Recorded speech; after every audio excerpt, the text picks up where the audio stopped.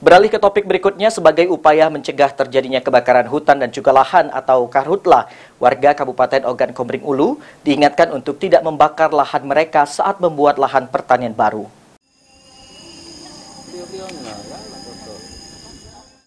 Dari bulan April hingga Mei, cuaca di Sumatera Selatan khususnya Ogan Komering Ulu mengalami musim kemarau. Sebagai bentuk pencegahan terjadinya karhutla, pemerintah Oku menghimbau kepada warganya agar tidak melakukan pembakaran saat membuka lahan baru.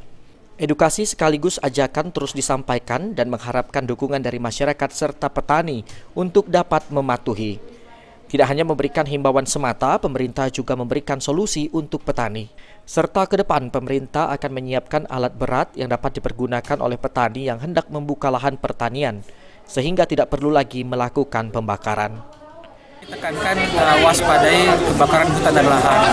Untuk itu kami memberikan edukasi dan sosialisasi kepada seluruh masyarakat di Kecamatan Lubuk Raja ini, jangan membuka lahan dengan cara membakar.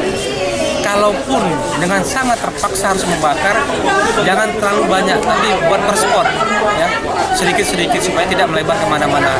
Dan kami juga nanti ke depan akan memberikan bantuan berupa alat-alat berat supaya nanti mereka bisa menggusur terutama tanaman-tanaman di lahan itu supaya bisa tanpa menggunakan pembakaran lahan.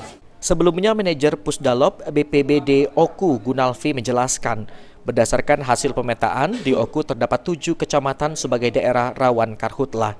Antara lain Kecamatan Ulu Ogan, Pengandonan, Muara Jaya, Semidang Aji, Lengkiti, Sosoh Buai Rayap, dan Kecamatan Lubuk Batang.